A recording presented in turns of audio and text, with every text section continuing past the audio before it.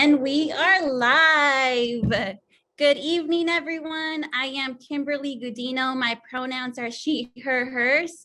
I am one of the members of the President's Youth Council, which is a body of youth ambassadors from across California that works in partnership with the CEO of the California Endowment to provide counsel to TC's executive team on how to best understand the health needs of young people and to invest in organizations and programming that will improve on their collective life outcomes. I'll be one of the moderators for this evening's conversation. Really excited and happy to be here with you all. And just a quick little background, I was born and raised and currently reside in South Sacramento. And I would like to acknowledge that Sacramento is the ancestral homeland of the Nisenan, Maidu, and the Miwok peoples, who are the indigenous peoples of this land. And I'll pass it on to Natalie. Yay! And I'm Natalie Martinez. My pronouns are she, her, hers. I am calling from the LA area and would like to acknowledge that LA is the ancestral homeland of the Chumash peoples. Like Kimberly, I serve on the California Endowment's President's Youth Council. I am a co-founder of a group called BLOC, the Black Leaders of Orange County, in which we focus on targeting the education system through organizing and civic engagement. I'll also be your moderator for the night. We are super excited to welcome you tonight to Calendar Live. At Calendar Live, our mission is to provide health and racial equity programming for social change that is open for all and free for the public good. But before we dive into tonight's discussion, I want to remind everyone tuning in, this conversation is being recorded and will be posted on the California Endowment's website tomorrow. So we'll be sending everyone a link to the recording just in case you want to share it with folks, friends who couldn't be here, or you know what, you can just take another look at it yourself if you just want to relive the conversation one more time. So before turning it to our featured guest, I want to introduce Frida Bloom, who will be providing Spanish language interpretation services for us tonight. Frida has some instructions for us. Thank you, Kimberly. Good evening, everyone, and welcome to this session. My name is Frida, and I'll be your interpreter. Muy buenas tardes a todos y bienvenidos a esta sesión. Mi nombre es Frida y seré su intérprete. In order to provide language access, this meeting will have simultaneous bidirectional interpretation into Spanish, and I'll explain how to enable that in Spanish. A efecto de proporcionar acceso lingüístico, esta reunión va a contar con interpretación simultánea bidireccional al español. Si usted es bilingüe, no tiene que presionar nada, pero si usted desea escuchar esta reunión en español y está en su computadora, por favor localice el icono en forma de globo que está en la parte inferior de su pantalla, haga clic en interpretación de idiomas y después seleccione español o Spanish. Si usted está en su iPad, su teléfono o un dispositivo similar, entonces localice el menú de 3 puntos o que dice More en una de las esquinas de su pantalla, haga clic en interpretación de idiomas y después seleccione español o Spanish. Gracias. Thank you. Perfect. All right, who's ready to get started? I am excited to introduce our very special guest. She's an activist, author, political strategist, and organizer, Alicia Garza. Woo! Alicia is principal of the Black Futures Lab, which created the Black Census Project, the largest survey of Black people in the United States since Reconstruction. Author of the terrific book, The Purpose of Power, How We Come Together When We Fall Apart. Co-creator of hashtag Black Lives Matter and the Black Lives Matter Global Network. Alicia, say hello to our Cal Endow Live audience. What's up, y'all? Happy almost Friday. We're almost at Friday. It's good to be here with y'all. Thank you for having me. Thank you so much, Alicia. And thank you to everyone who shared questions in advance. We have a packed agenda, but we'll get to as many questions as we can. The chat feature is open now, and you can comment on anything you find interesting or suggest questions you'd like Alicia to answer. There we go. Thank you, Natalie. So to get our conversation off to a really fast start, it's time for the lightning round. We're going to ask quick questions. Alicia, please let us know the first answer that pops into your mind. And if folks from the audience would like to join in, please type your answers into the chat. Y'all ready? Alicia, you ready for this? I'm ready. Let's do this. Alicia, you describe yourself as a cheeseburger enthusiast. Where do you get your favorite cheeseburger in California from? Ooh, okay. Lightning round. I gotta go. Okay, I love In-N-Out. I do love In-N-Out, but that's like my favorite fast food cheeseburger. My favorite cheeseburger is this little place in the Haight-Ashbury, and I can't remember what it's called, but it's delicious. One criticism I have is they use sweet pickles, and I don't like sweet pickles. I like dill pickles. But other than that, it's perfect. The cheese is melted correctly. The meat is seasoned nicely. You know, it's like the right combination. It doesn't fall apart. Every bite has the right proportion of cheese, meat, and a little veggie and a little sauce. There we go. That sounds delicious. Someone said on the chat, True Burger in Oakland for them. Burger Patch for me. Okay, we got some competition there. Okay, next question. What's the best cheese to put on a cheeseburger? I don't want to call it American cheese, but it's like the processed chemical cheese is actually the best cheese to use on a cheeseburger. But if you're going to use like a sharp cheddar or a pepper jack, that's cool, but you just have to like slice it correctly. I prefer a blue cheese because it melts nicely and you don't have like some pieces not melted and other pieces too melted, Have not tried that one. Got to put that on the list. Delicious. Okay. What's your favorite Black-owned restaurant in California? Oh gosh. Okay, that's not fair because there are so many good ones, but I'm going to locate in Oakland because that's where I am. I'm on Ohlone territory. And I have at least 2 favorite Black-owned restaurants here in Oakland. So one of them is Miss Ollie's, which is run by Chef Sarah, and it's excellent. And you got to try the oxtail, and her fried chicken is off the hook. And then also I love Catered to You, which I think just got renamed as like Martinez. They have the best fish sandwiches besides the ones that the Nation of Islam makes. Mama Tina really makes those sandwiches, and you can get fried fish and fried chicken all at once. And the seasoned fries, so good. There you go. You gave us a lot of options. Oh yeah. That's good. All that made me hungry. I kind of want to go get a cheeseburger after this. All right. And our next question is, what was your favorite subject in school? My favorite subject in school was history. I grew up in a family that was like, my parents were antique dealers. And so I got impromptu history lessons all the time, but I really love learning about all of the different ways that we try to make sense of who we are and who we can be. And it hasn't always been pretty, but it is certainly fascinating. By any chance, did you take ethnic studies at school? I did, but not till I got to college. We didn't have ethnic studies when I was coming up as a wee one. So, history, I feel like was the only time I actually saw myself in curriculum, because you can't talk about history unless you're talking about movements. You can't talk about history unless you're talking about what started those movements in the first place, which was often resistance to unjust practices and laws. And my people have been at the forefront of both the injustices and also the resistance. And so it was the only place where I ever saw stories of my community actually represented in my classroom. Most definitely. Without history, you don't have yourself, right? There's no information. All right. And our next question, what's your favorite thing to learn about in your free time?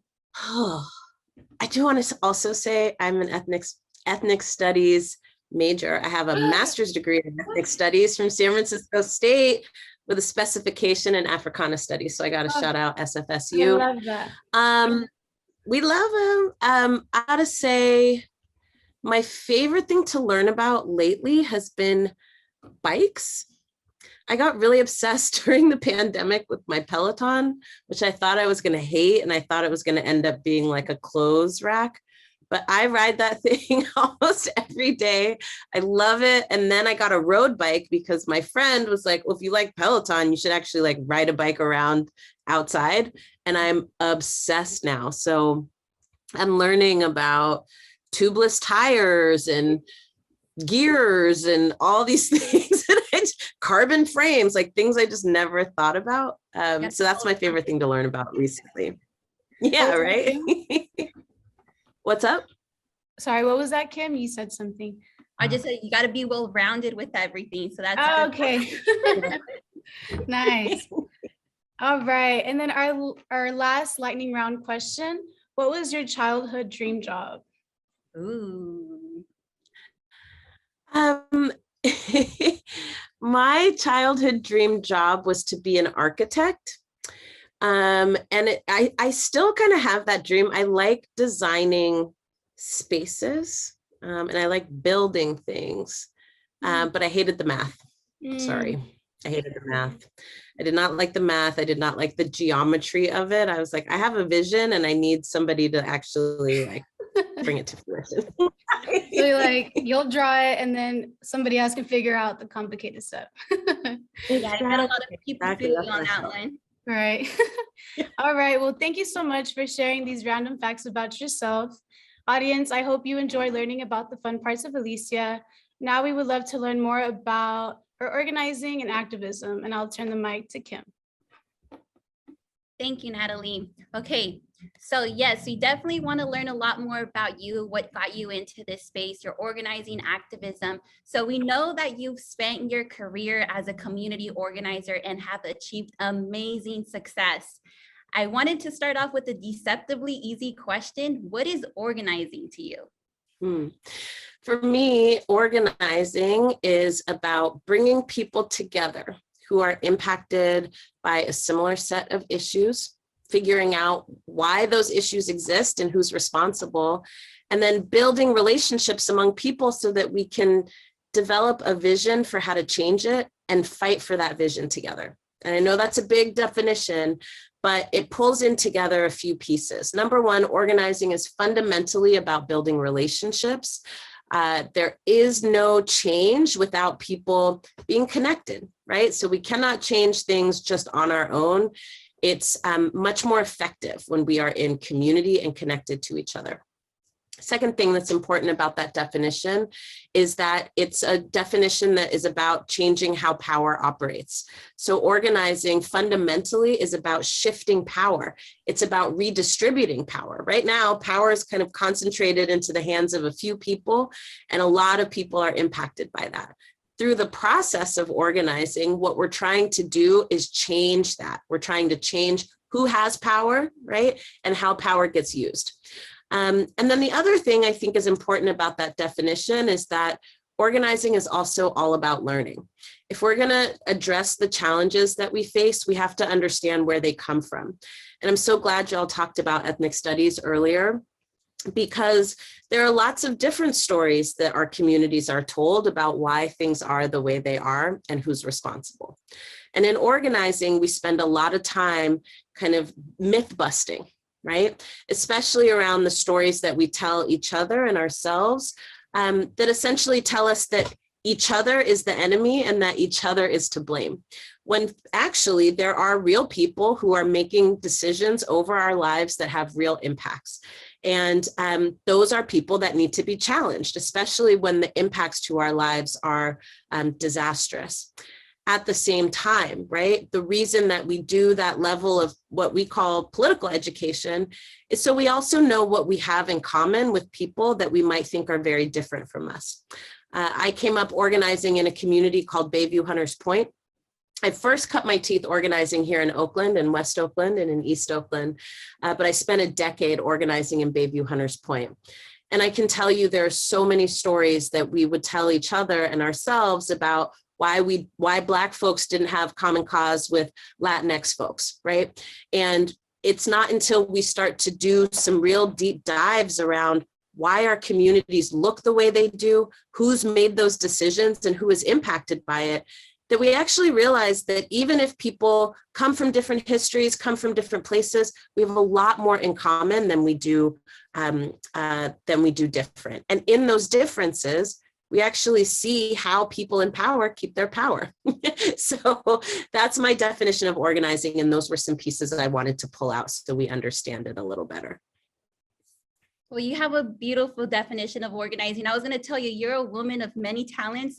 You can definitely be a professor too. You're really good at breaking things down. Thank you. So in your book, by the way, congrats, you recently published your book in October 2020, if I'm correct, The Purpose of Power. And you talk about the difference between empowerment and power. Can you talk about that a little? And do you think that one is a precursor to the other? Mhm. Thank you for this question. And I'm so proud of my book, baby. The book comes out again, actually in paperback in September. So we'll have to do another lightning round because we added some more material just to try to update it for today. I mean, when I wrote the book, honestly, I didn't know what was going to happen with the elections. I didn't know what kind of future we were facing. And now we know a little bit more. So definitely check that out. And it has a new foreword by Rashad Robinson, who's the president of Color of Change and a good friend of mine. There's a lot to say about the difference between power and empowerment. So let me start with talking about what power is. Power is the ability to make the rules. Power is the ability to shape the rules, and power is the ability to change the rules. Power is all about, right? Who makes decisions over the things that shape your life? And there's lots of ways to look at power. We can look at power as stories, right? Who gets to talk about who we are, who's the we, and who can we be together? Can we be together? Who belongs and who doesn't belong? Power is about deciding where resources go and where they don't go. Power is about getting to decide who represents you, right? And also what agenda they represent on your behalf. Power is also about there being consequences when people disappoint you, right? And that is all about decisions, right? Power is about decisions over your own life, and it's also very much about decisions over the lives of others. Empowerment, I think, is more of an individual exercise. And unfortunately, when we talk about social change, a lot of times we use empowerment as a shorthand for power, but I think that they're really different things. Empowerment is about feeling good about yourself. Right? So I wake up in the morning, if I put on a good wig, honey, and I beat my face, you know what I mean? I'm like, yes, girl, I'm feeling good. I'm looking good. We out here, right? I got a cute t-shirt on, you know what I'm saying? I feel empowered. I'm like, I can do anything. The world is my oyster. But then I go outside and I have to interact and engage with other people. And part of how our world is shaped, right, is rules that have been rigged to keep some people powerful and some people without power. So it doesn't matter if I feel good about myself if I'm being discriminated against when I go to try to get housing. Doesn't matter if I feel good about myself if I'm less likely to graduate from high school or college. It doesn't matter if I feel good about myself if I make at least 30 cents less than the dude who works next to me and does the same job that I do, right? So empowerment is about how we feel about ourselves. It's about self-esteem. And that's important, but empowerment by itself doesn't change the rules. And that matters because the rules have been rigged to keep us not just from having power, but in some ways, the rules have been rigged in such a way where it makes us think that the reason we don't have things is our own fault, that we don't try hard enough, that we don't work hard enough, or that we don't feel good enough about ourselves. But I can tell you for sure, my self-esteem is intact, and these rules are still rigged to keep me and my people and my family away from the things that we need to live well, not just survive, but live well. So that to me is the difference between power and empowerment. Now, I don't want y'all tweeting me talking about empowerment is important. You didn't say that. I did say empowerment is important. But what I'm saying is empowerment is not enough. In order to change the rules that have been rigged against us, we have to be the people who are making the rules. We have to be involved in that rulemaking. So that's the difference for me. Yes, I remember in the past you've mentioned in terms of the definition of power, simple way to think about it, power is the person who gets to decide the who, what, when, and why. That's right. And yes, and I did want to ask you something in regards to the empowerment. So one of our leaders from the California Endowment, Dr. Tony Iton, he talks about how feeling empowered delivers physical and mental health benefits, like lower blood pressure and the reduced risk of depression. And he says that just feeling like you have agency and a sense of control makes you healthier. What do you think about that? Do you agree, disagree? And I know he's a doctor and he might be tuned into this live, but you don't have to agree with him, okay? I do agree with him. And I think there are ways to get there. And one of the ways to get there is to make sure that people have what they need to live well and to feel empowered. To feel empowered, you have to have a roof over your head. And you need to be able to keep it there. And you need to not be worried about whether or not you can pay your rent. You need to not be worried about whether or not the bank is going to foreclose on your home. You need food to feel good about yourself, and hopefully food that is good for you, not food that you're getting from the liquor store, you know, chips and pop and all that. I love me some chips now, especially some wrap snacks. I love me some wrap snacks. However, right? However, it's bigger than that. To me, yes, when people feel empowered, they are doing better emotionally, physically, spiritually. But empowerment has to be rooted in people having the things they need to live well. So we can't be empowered outside of those things, in my opinion. Yes. Thank you, Alicia. And just FY, just to the audience, I know that the videos might look a little choppy. We're working on it. So just know we're working on it. And I'll pass it back to Natalie. Perfect. Thank you. I just want to quickly say, I love how you broke that down, like the difference between power and empowerment. Like you can have the confidence of the world, but if the rules weren't made for you, like what can you do? You know, I love that. And brings me to my next question. As an organizer in the Bay Area, you really took your time, you know, spending door-to-door campaigns. And that's something that a lot of people don't like doing. And I think that's for obvious reasons why, you know, they're strangers, like you'd never know what you're going to get. But why do you enjoy going door to door? Like, what's your secret to overcoming the nervousness of knocking on a stranger's door? What I love about door knocking is that you meet different people from different walks of life and you get to hear people's stories if they share them with you. And what I love about door knocking too is that you don't have to do a lot of talking. Actually, your job is to do a lot of listening. And what I learned from door knocking is how to ask questions and how many questions to ask. And I really appreciated that actually, because in a lot of ways, it teaches you how to get to know people. It teaches you how to be curious about people and how to listen for the things that people aren't saying, right? So I'll tell a quick story. One thing that I remember very well is I was working on an organizing campaign in Oakland, and it was all about, you could call it like the precursor to defund, right? It was all about investing more money in jobs and community and taking money, right, from policing and making people criminals. And there was this woman whose door I knocked. Her name was Brenda. I will never forget, because Brenda slammed the door in my face about 16 times. But I kept going back. And every time she would tell me like a little bit more as she was like cussing me out about coming back. But ultimately, what I learned from Brenda is that she was scared of the police. At first, she was yelling at me about how much we need police, and I call the police on my own kids because they don't know how to act. But as I kept coming back to her, she talked about actually being really terrified of the police and how they acted in her community.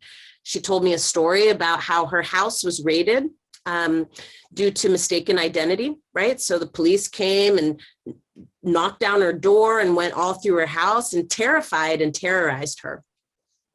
And I learned from Brenda, right, that part of what she wasn't saying, right, was that it was hard for her to imagine, right, in the one sense, how you have a safe community without police or without such a bloated resourcing for policing, but she also deeply longed for it, right? And so part of what we get to do in door knocking is tap into people's vision. We get to tap into people's dreams, but we also get to learn what gets in the way of people thinking bigger, dreaming bigger.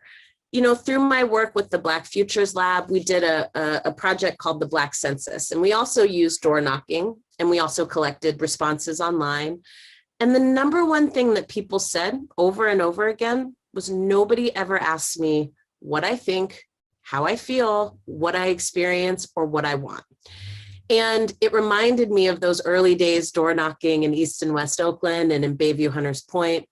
Very few people asked folk in those communities what they thought, what they wanted, what they needed. It was often people coming into their community and telling them what they should want, what they should need, and what they were going to do, rather than asking them, you know, what they wanted and did they want to help design it together.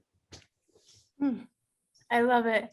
Thank you. And I think people just have, you know, this mindset of like, you know, somebody knocks on their door, you're already prepared to be like, okay, what is this person going to tell me? You know, What are you selling? It's exactly. What are you selling? Like, what do you want? But it's the fact that you're there to listen, you know, and people don't expect that, you know, and I just admire that of you. You're very courageous. You know, after the first slam, if that would happen to me, I would just be like, okay, I'm done. Like, you hurt my feelings, I'm out. She definitely hurt my feelings, but Yeah. I went back because it was kind of like I was trying to prove a point at that point. You know what I mean? I was like, you're not going to get rid of me. No. Exactly. Like, I'm here to listen and I'm going to get what I want, right?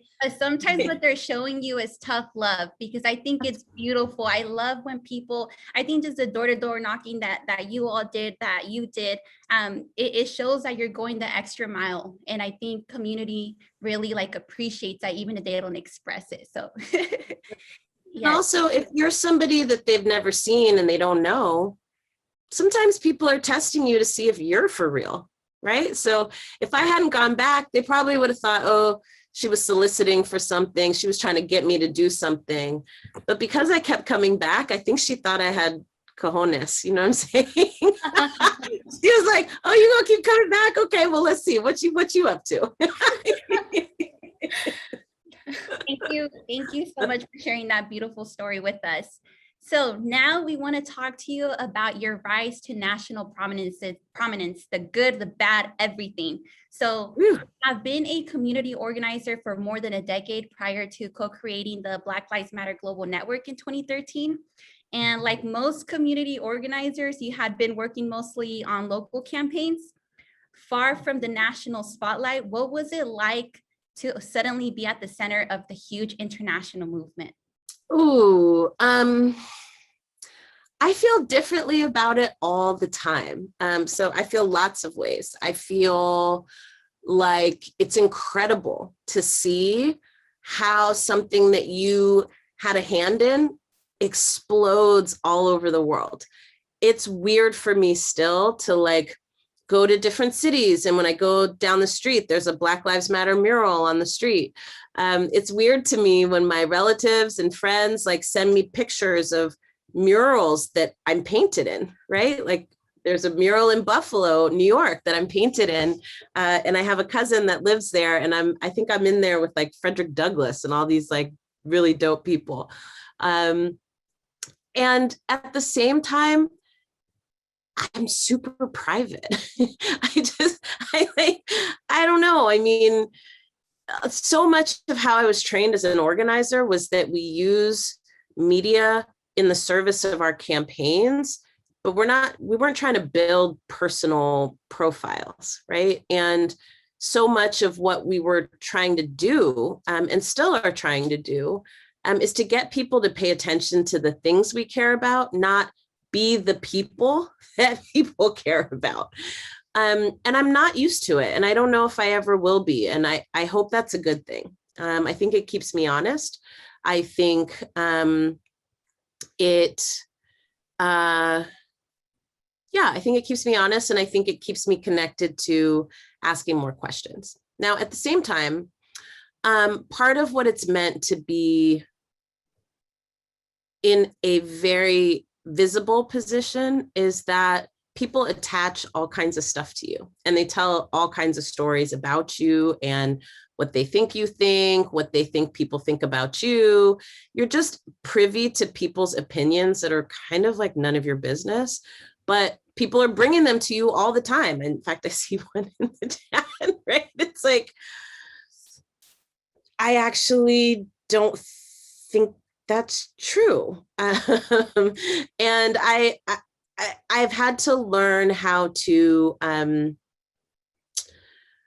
I'm not always good at not reacting to stuff like that, because I'm still a homegirl and I'm still from the Bay. And if you talk to me out of pocket, I'm still going to do what I do, you know? But sometimes I have to like rein it in, right? Because it's dangerous out there in these streets, and, you know, you might be talking to the wrong person. You never know. So I would say, all in all, the thing that I want people to take from this is, I don't think our goal ever should be to like be visible. I think our goal should be to reach hearts and minds and to win them everywhere we possibly can. And so if we can use these platforms to do that, let's do that. But I hear from a lot of people, like, they want to build their own brand and all that kind of stuff. I'm like, I don't really know what that is. I know that we have been given a level of celebrity that we didn't ask for. And some of that is about the work that we've done. And some of it is because a lot of people don't really know what organizers do, and they don't know what activism is. I mean, for a lot of people, the first time they heard about BL or grassroots organizing was from Barack Obama, who like did it for a little while when he was like in his 20s, you know what I mean? So, you know, so anyways, I say all that to say it's been a mixed bag, if I'm being honest. But one thing I want us to take from this is how fast the rate of change can be. When I was coming up as an organizer, people would say things to me, my elders, right? The OGs would say things to me like, you do this work for future generations. You might not see the fruits of your labor in your lifetime, but you still should do the work. And I always thought that was kind of nuts. I was like, why would I do all this work to not see the results in my lifetime? And I feel really grateful that I have been able to see change in my lifetime, and I will see more change. And so if anything, just what I would take from this is part of how we move to get people to invest in our work, right, is to do that relationship building, to do that organizing, and to remember we actually are fighting for change in our lifetime, not somebody else's lifetime, but our lifetime. Thank you for sharing that. So in this space, you've talked a lot, written frequently, that hashtags don't start movements, that people do. Can you explain what you mean by that? Yeah. Hashtags are just hashtags. They're ways for people to follow a conversation, to join a conversation, but they're not movements. They're hashtags. They are words that have what I call a pound sign in front of them, right? That's how old I am, y'all.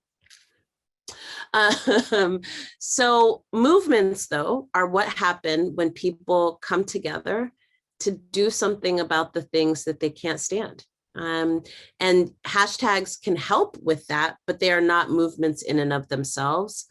Also, movements are not social media campaigns. And I think it's important to like really highlight that. Campaigns are campaigns, right? If you're doing an education campaign, that's just what it is. And you can strive to start a movement, but a movement is what happens when people who care about the same thing come together to do something about it. So that means a movement can't just be about you. It has to be about bringing the most amount of people together as possible to do something about the things that we want to change. So that's the distinction I would make. Perfect. I love that. I remember you talked about how it's important to focus on fighting, but it's also important to focus on building. And I think like you're practicing what you're preaching, and with the work that you're doing at the Black Futures Lab, you're doing exactly that, building. And you were talking about earlier, you're being looked at as a celebrity now, right? And like, you didn't want this recognition to be like, self-praise. You wanted, what you are fighting for it to be like, big, right? And so that brings me to my next question, because you know how you're also mentioning like, oh, like I'm in murals with all these big people, people have these own opinions about me, and it's like all this stuff, right? And the consequences of having such a high profile is getting attacked. And how do you deal with negative comments and backlash against you, understanding that Black women are the most criticized in this country? How difficult has it been for you as a Black woman in America and as an activist? It's a lot, y'all. It's a lot. I will just say there is so much homophobia and transphobia and phobia of Black women, phobia of Black power. There's a lot of phobias that people have, and they project that stuff onto you. This narrative, for example, that like straight Black men aren't welcome in BLM, that is a homophobic narrative. And I just want to like say that off jump. And I also want to point us to the fact that this movement is a global movement. And the idea that this is just a movement of people who are not straight Black men is kind of silly. It just doesn't actually make a lot of sense. So I use that as an example because I think part of what it means to survive this is to be really clear about what's real and what isn't. People make up a lot of stuff to attack the work that we do, to attack how successful we've been, to call it into question, to try to delegitimize it. And, my brother Roland Martin said this to me the other day. He said, people talk about me and what I do all the time, and I actually don't care because I know that what I am doing is the right thing. And so I just want to be really clear about that. And I'm not having a fight right now about whether or not Black men have phobias. Of course they do. Of course, people are scared and afraid of Black men. But that's actually not the question. That's actually not the question. And so again, like, I don't want to go into a whole bunch of stuff about this, but I want to be super clear that sometimes we are using, intentionally or unintentionally, sometimes we are using strategies that actually weren't designed by us to delegitimize us, to call us into question, to get people to think that we're not supported by our own people. And the fact of the matter is, Black people across our different demographics inside of Black folks have always had each other's backs. And that's how we've gotten as far as we get.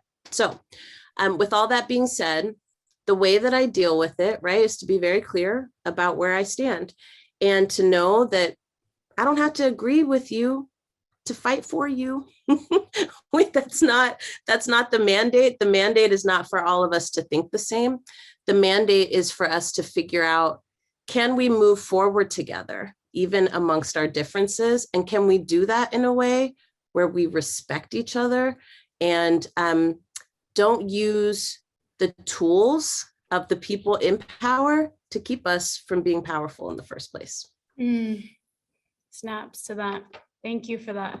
And I think it's just very important to understand, like, overall, like, organizing spaces, people think like, oh, everyone understands each other, everyone's so accepting. But in reality, most of them, or maybe not most, but a lot of them are harmful and toxic. And I'm just curious, like, what do you do for self-care? Like, you talk a lot about, like, organizers who work very long hours and are dealing with issues filled with stress and trauma. Like, how do you suggest, like, what do you suggest that they should do? And what do you do personally for self-care time? For me, self-care is about a couple of things. Number one, self-care is about the habits and the practices that we engage in every day, all the time, to be resilient in the face of crisis and to find joy. And I have had to cultivate different self-care practices because, so what I will offer here is it really matters that we don't boil down self-care to like bubble baths or, yoga or things like that. Those are things that can help us find our joy, right? But it's less about the things themselves, and it's more about what we integrate into our everyday to be able to move through trauma and grief and rage.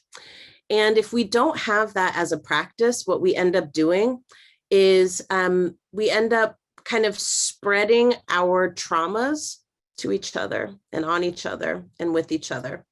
And if we also don't have a practice of how we deal with collective grief, collective trauma, collective rage, we don't do ourselves any service. That's just a fact. So for me, where what I do every day is I get on my bike and I ride. I have to ride 45 minutes a day in order to like get my day started and keep my day going. I need to spend time with my friends every week. Like I need to spend time with my political friends, but I also need to spend time with my friends who don't do this work, right? They're political, they care about what's going on, but they don't do this work. I have to spend time with them. And I say that if you get at least one good belly laugh a day, you are going to live to be 100 years old. Those are my strategies. I love that. I believe that. Yes. It's just, oh, sorry, Kim. Go for it, Natalie. I think it's just very important. Like you said, as long as you laugh once a day, right? Hopefully more than that, but, taking some time for yourself. I know a lot of activists that I, met last summer and stuff, like a lot of them got burnt out because they didn't know like how to deal with all of this activism, and they just wanted to keep going, but they didn't put themselves first. So thank you for answering that question. And my other question is, can you share more about the Black Futures Lab and what you hope to achieve with that organization? Yeah, so what we do is we make Black communities powerful in politics so we can be powerful in the rest of our lives. And the way that we do that is we activate, educate, and motivate Black voters across the nation, but we are focused in about 11 states that are majority, that have large populations of Black communities. We also collect recent and relevant data about who our communities are and what it is that we care about, what it is that we support. We conducted the largest survey of Black people in America in 156 years. So, and we use that data to inform our policy work and our policy advocacy work. We also train our communities how to write new rules, get those rules passed, and how to implement those rules in cities and states across the nation. And we also train people in organizing skills. So we really see ourselves as an organization that helps to build the capacity of our communities to be powerful. And then, of course, we partner with Black-led grassroots organizations that are Black focused all across the country. And we resource and support their work so that they can do the necessary organizing work that needs to be done and make sure that our voices are front and center when it comes to the decisions that are impacting our lives. So thank you for that, Alicia. We actually have a question from the audience. So for this one, I might track us back a little bit, but this one's from Jonathan from Davis. And they ask, I teach an undergraduate course on race and ethnicity. What key points from Black Lives Matter or other movements you have been a part of do you think should be taught in college courses? Well, I think one thing that should absolutely be taught is the contours of our communities. The fact of the matter is our struggles, our movements, our victories, and places where we haven't moved have been shaped by many of us. And often that history is not taught and it's not told. So make sure, right, that you are showing, right, how our communities are complex, how we're not a monolith, how we have many genders, right, many ethnicities, right? We are everywhere and we are everyone. And when we start to understand that better, then we start to really understand not just our diaspora, right, but we also understand who we are in this place and why that matters. So I would offer that. There we go. Thank you. So looking at where we are now, this is more like overall, how would you assess the impact of the Black Lives Matter movement? Well, people are talking about us like us or not. And I would also say that because of the space that this movement has created in this country, we are having unprecedented discussions and policymaking that is a direct result of not just the protests that we have been able to spearhead here and around the world, but also it is the result of the organizing that's happening between those protests. So not all of the stuff that's on the table right now is stuff that I like, but I can tell you none of that stuff was on the table 5 years ago, and none of that stuff was on the table 10 years ago. So we are moving the needle, we are making a difference, but we cannot stop fighting. The other thing that I think our impact has been, I think the other thing our impact has been is that I think that we have changed the conversation about who we are. I think there have been these models and images of who Black people are in this country that do not reflect what our communities look like. They don't reflect what our families look like. And so I think we've expanded that conversation, and it's important. Thank you, Alicia. Okay, so from the work that you're doing now with the Black Futures Lab, you also have your YouTube channel, which I love. You have a new subscriber, by the way. Hey, The Ladies Don't Take No podcast. On those platforms, folks have the opportunity to get to know you, like the woman behind the work. Why is that important for you? I think it's important because there's a lot of misconceptions about me out there, what I think, what I feel, who I rock with, who I don't, you know what I mean? So you get the full deal on my YouTube channel, and we've got some new videos up. Actually, we just put out a great video this week called Town Biz, where we are around Oakland, yes. Yeah, we're running around Oakland talking to people about what is town business, but also asking people how they're experiencing the changes in the White House. So it's very fascinating. Go ahead and go over there, check us out. You can just put in the search Alicia Garza and you'll see my channel there. Yes, y'all need to check it out. Those weekly roundups do come out weekly. You're on schedule. That's right. That's right. We got a new one coming up this week and you don't want to miss it. There we go. So on your podcast and YouTube channel, you also talk about like incredibly serious issues, literally issues of life and death. And then you also talk about lighthearted things like even sharing makeup tips, which I really need because I need some help sometimes doing my eyeliner and stuff. And you then just talk about serious and not so serious stuff. Is that a strategy for you, or is that just a platform that you wanted to create where people just know and just listen to you talk about everything? Yeah, I mean, I think it's how most of us absorb politics. And, you know, I am somebody who's like kind of a news junkie, but I also make sense of politics through pop culture. And I don't always want to talk about what's going on in the White House. Like sometimes I want to talk about what's happening on Real Housewives of Atlanta. So, you know, we do a mix. So, you know, on this week's roundup, for example, we are celebrating our brothers who did civil disobedience today at the US Capitol. In support, right, of voting rights. And what I love about it is that one of the things I talk about, for example, in the weekly roundup is that there's a dope organization that called Black Male Voter Project that actually led chants today with the civil rights leaders who got arrested that were about how Black, queer, and trans lives matter. So this is the kind of stuff people need to know because you don't always see this on television. This was being live streamed through Roland Martin Unfiltered, right? But it wasn't on CNN. And so I like to bring all of those things together so that people can keep up with the news, but you don't have to watch the news that makes you want to slit your wrists, but you can still stay informed and you can get some info on how you can get involved. Love it. Keep doing what you're doing. Yeah, thank you. I love it. You just gave me this vibe of I'm articulate, I'm well-rounded, I know what's going on in this world and I can tell you what's going on in this world, but I like to have fun. I like to chill back and, just be human.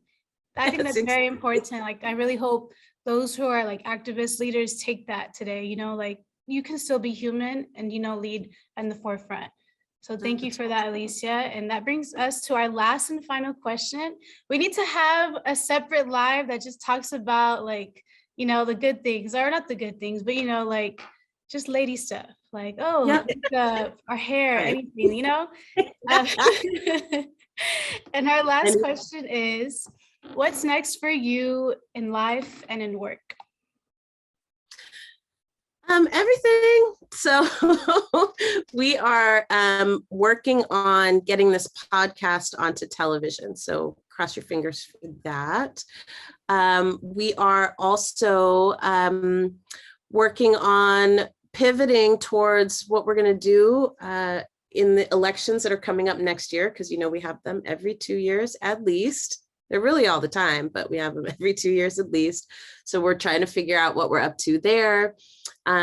We are starting our second Black to the Future Public Policy Institute. The applications just closed last week, and we'll be selecting our fellows this week. And this is where we're training Black grassroots folks from across the country to write the rules, win the rules, and implement the rules, and be the rule makers.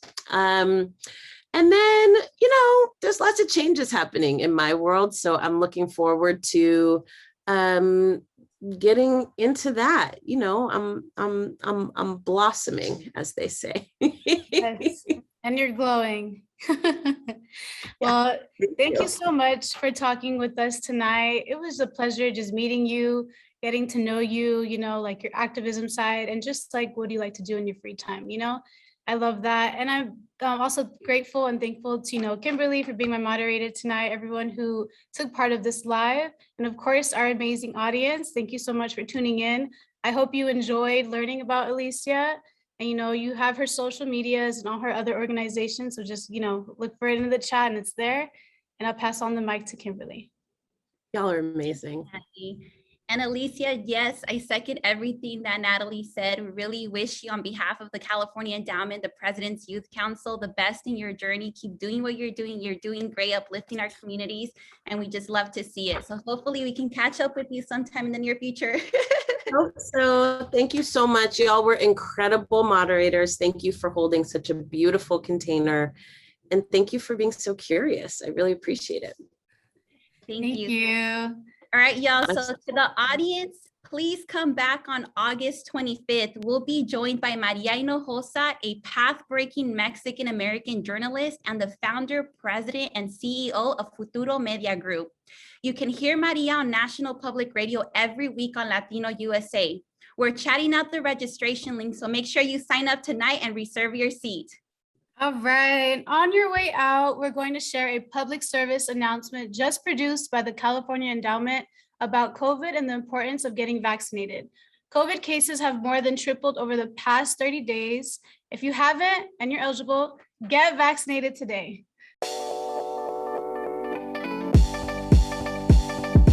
I have my 2 doses, got my second one over the weekend. I got my Johnson & Johnson vaccine about 3 to 4 weeks ago. I'm now fully vaccinated. I will be getting the vaccine soon. The reason I'm getting vaccinated is because I can see my family without worrying about having it. The reason I got vaccinated is because my whole family is high risk. My family did catch COVID. It was a very scary time. Losing family members, losing houses, losing jobs. Everything has been hard in the last year. And I think online schooling has been very hard, not having like that connection with professors. I know for me, I didn't realize how important talking to classmates or friends in school was until I lost that. Lost out on the graduation, lost out on the summer. There's been so much that we've lost out on. And I'm just so excited that I have my vaccine now. And I'm really looking forward to, going back to school and, sitting in a lecture hall. I think it's taking off my mask. Talk to my classmates. Being able to go back. Let's get vaccinated. Let's get vaccinated. Let's get vaccinated. Let's get vaccinated, California.